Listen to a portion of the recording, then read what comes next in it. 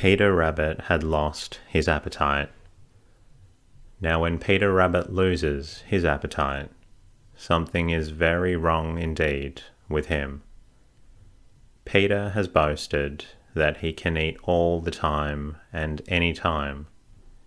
In fact, the two things that Peter thinks most about are his stomach and satisfying his curiosity. And nearly all of the scrapes that Peter has gotten into have been because of those two things. So when Peter loses his appetite or his curiosity, there is surely something the matter with him.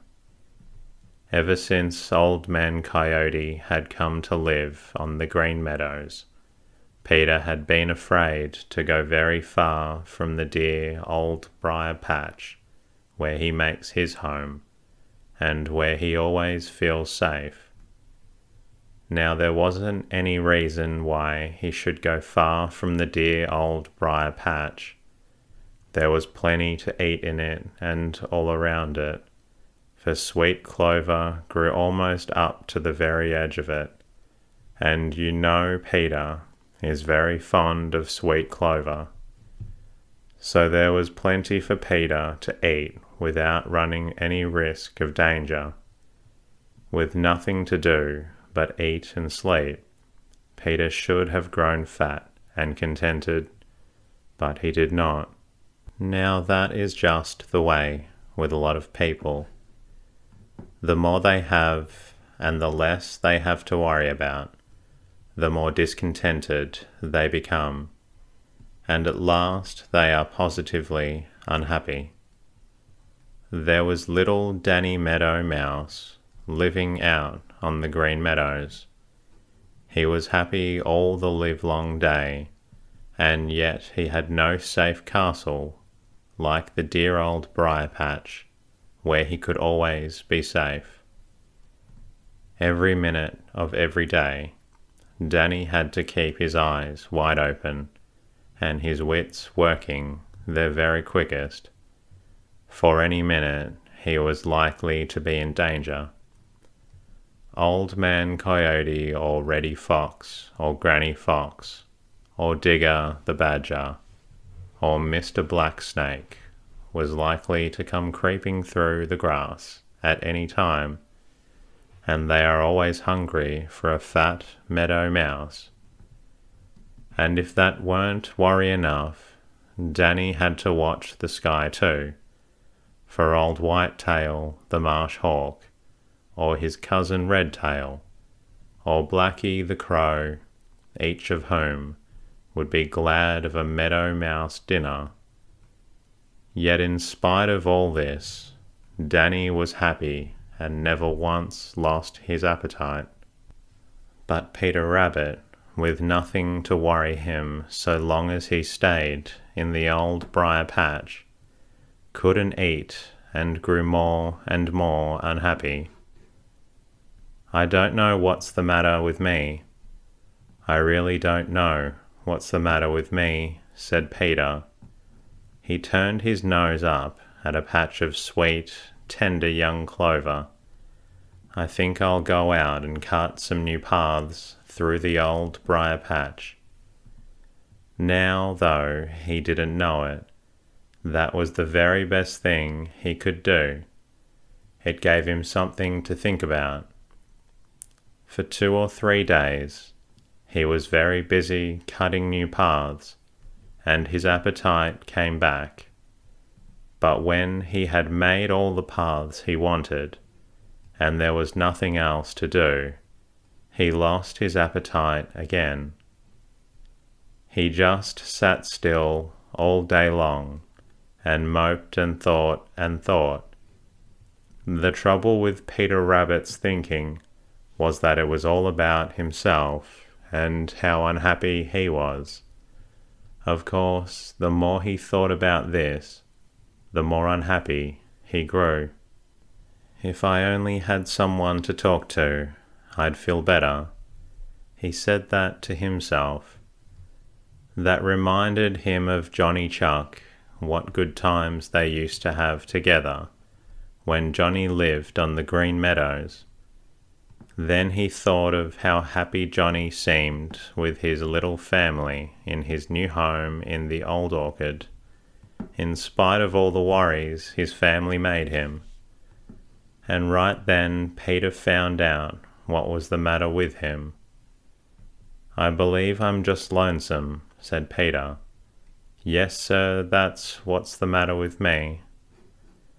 It isn't good to be alone, I've often heard my mother say. It makes one selfish, grouchy, cross, and quite unhappy all day. One needs to think of other folks, and not of just oneself alone, to find the truest happiness and joy and real content to own. Now that I've found out what is the trouble with me, the question is, what am I going to do about it?" It's a long jump that makes no landing, Peter Rabbit. "The trouble with me is that I'm lonesome," repeated Peter Rabbit, as he sat in the old briar patch. "Yes, sir, that's the only thing that's wrong with me. I'm just tired of myself, and that's why I've lost my appetite. And now I know what's the matter. What am I going to do about it?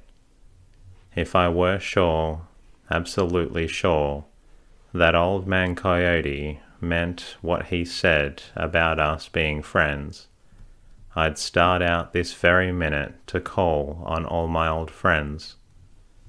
My, it seems an age since I visited the Smiling Pool and saw Grandfather Frog, and Jerry Muskrat, and Billy Mink, and Little Joe Otter." Mr. Coyote sounded as if he really meant to leave me alone. But, well, perhaps he did mean it when he saw me sitting here safe among the brambles. But if I should meet him out in the open, he might change his mind, and oh dear, his teeth can be quite sharp.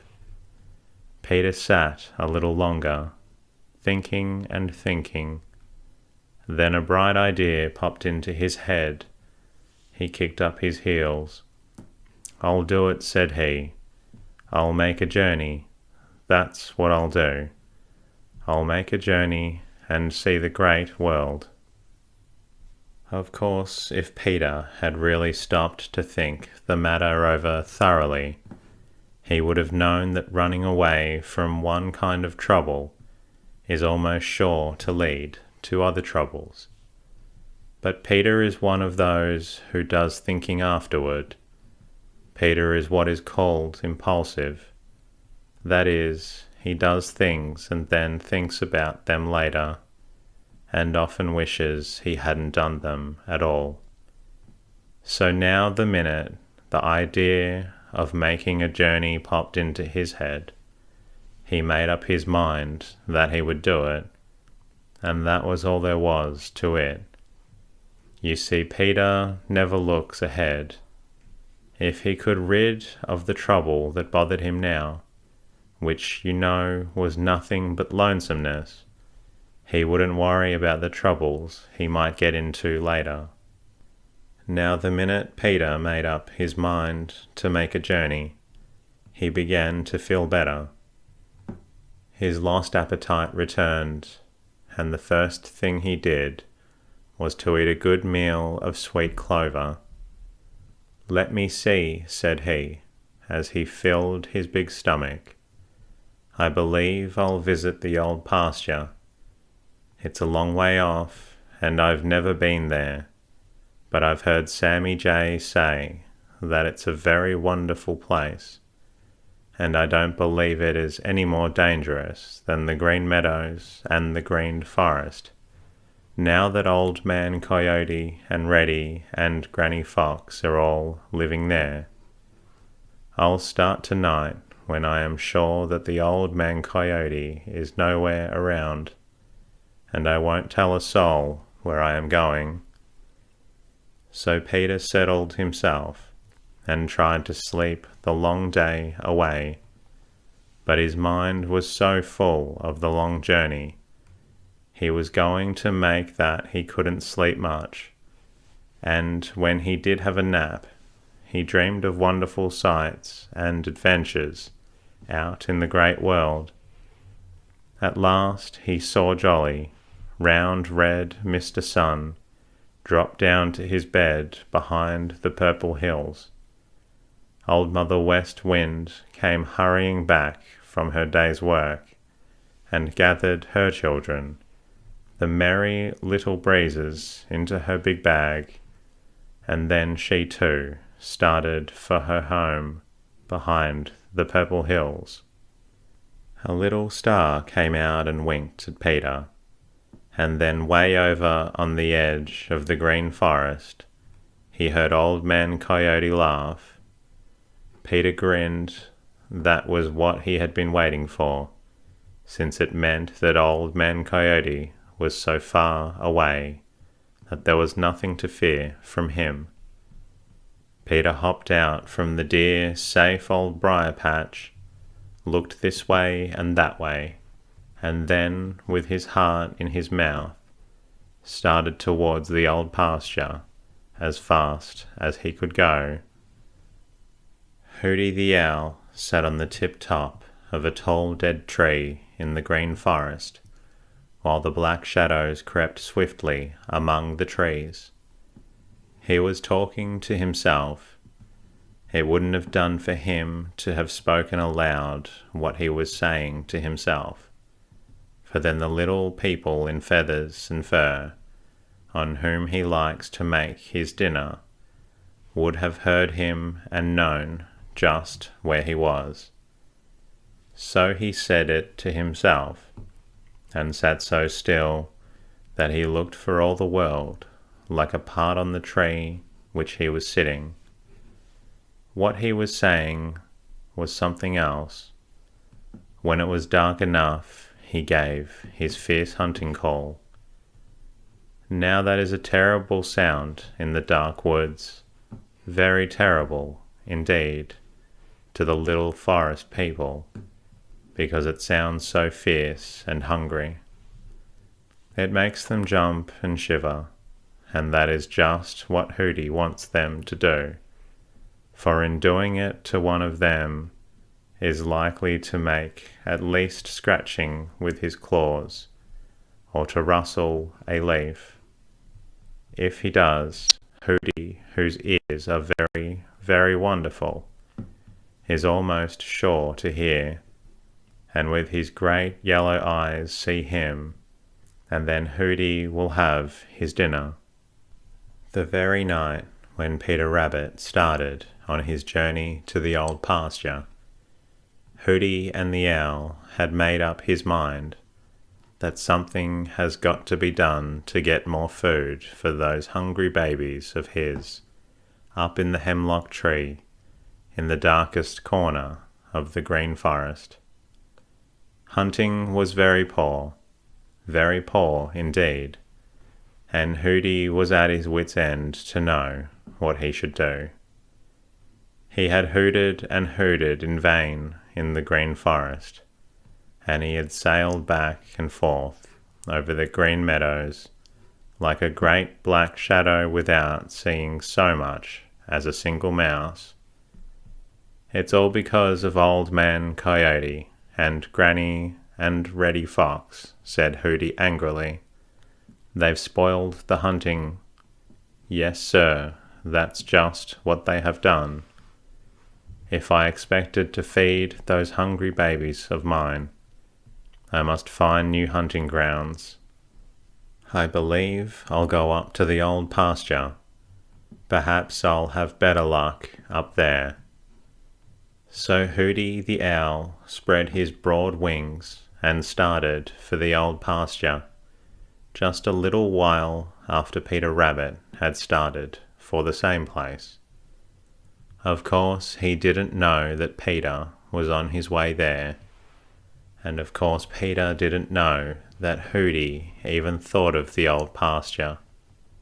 If he had, perhaps he would have thought twice before starting. Anyway, he would have kept a sharper watch on the sky. But as it was, his thoughts were all of Old Man Coyote and Granny Fox, and that is where Peter made a very grave mistake, and he was soon to find out. Forgetting leads to more trouble than almost anything under the sun. Peter Rabbit knew this. Of course he knew it.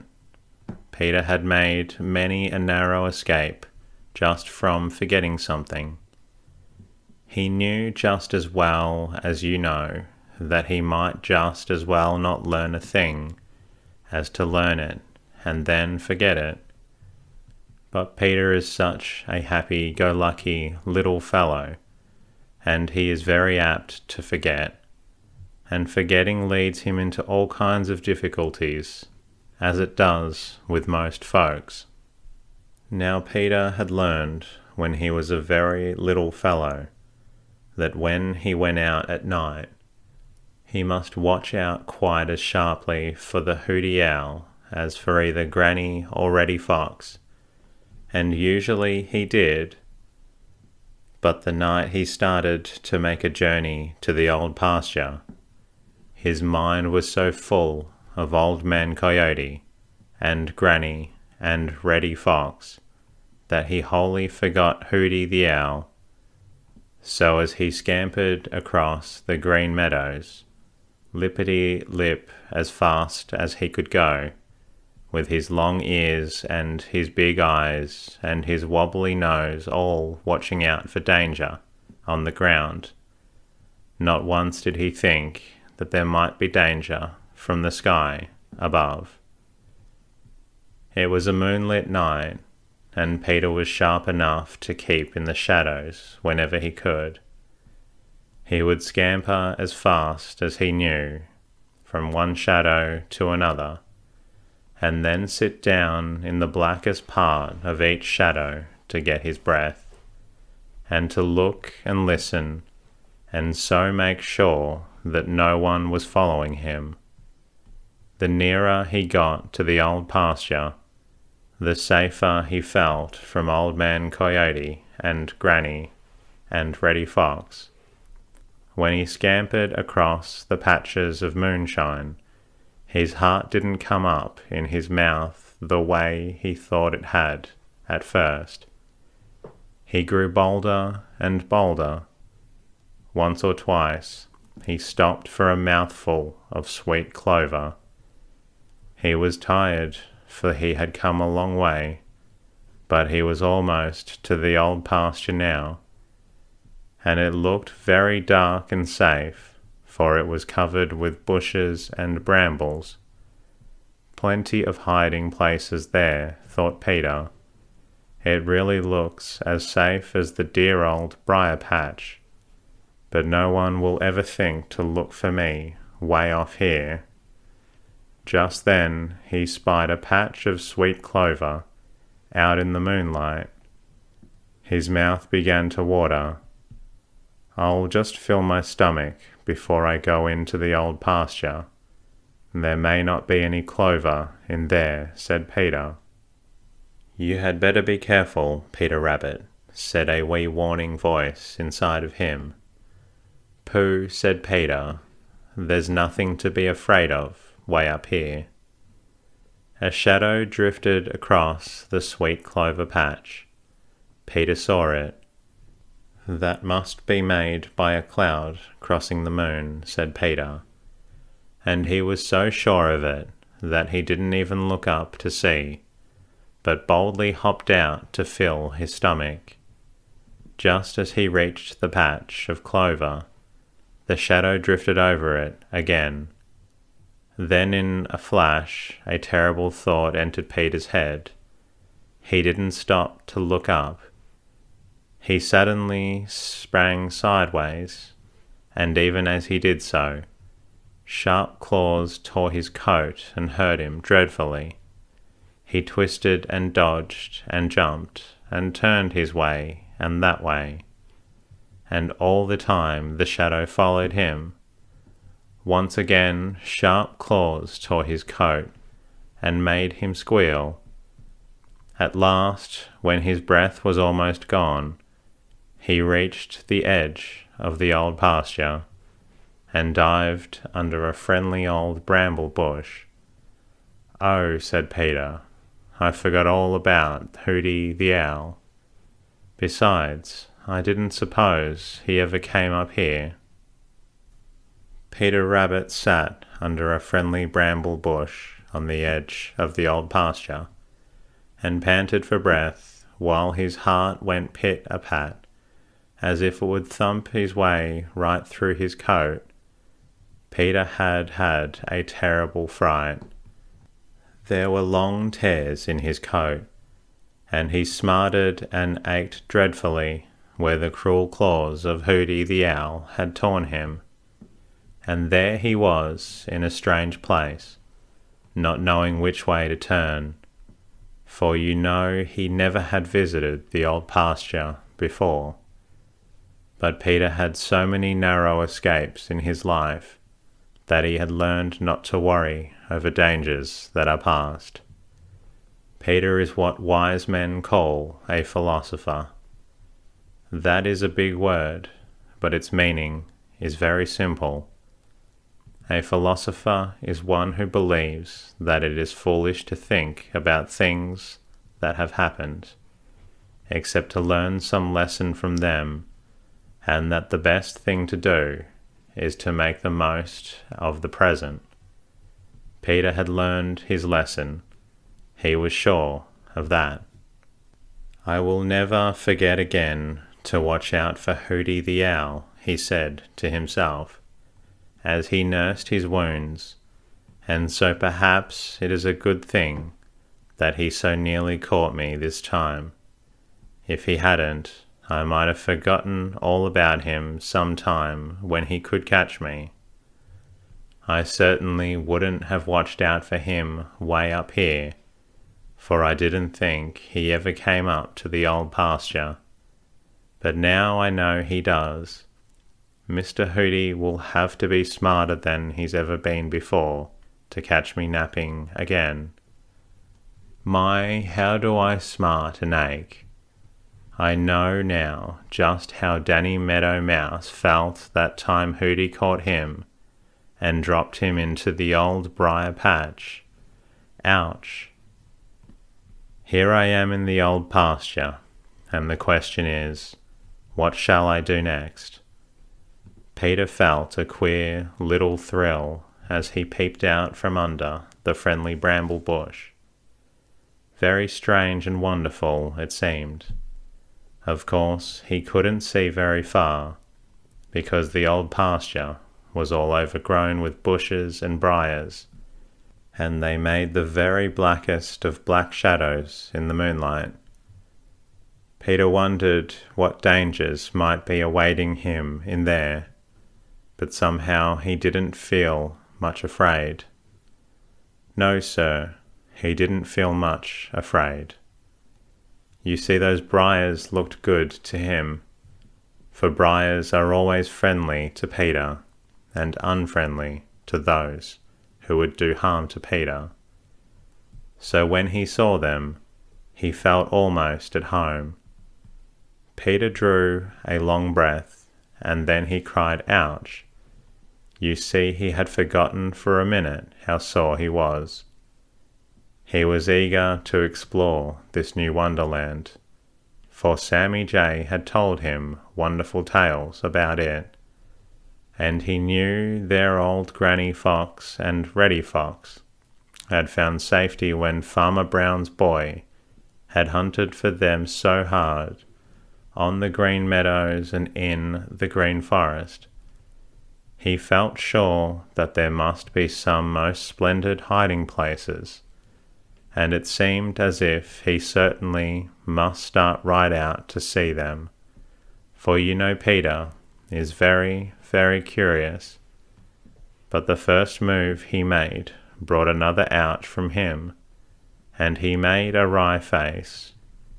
"I guess the best thing for me to do is stay right where I am," said he, "for here I am safe under the friendly old bramble." So with a sigh, Peter settled down to make himself as comfortable as he could, and once, as far away from the green meadows, he heard the voice of the old man Coyote. Peter even smiled. "I haven't anything to fear from him anyway, for he'll never think of coming way up here," said he. And that concludes tonight's readings. I hope you're feeling a little drowsy and sleepy. If you're still looking to listen to another episode, you're more than welcome to.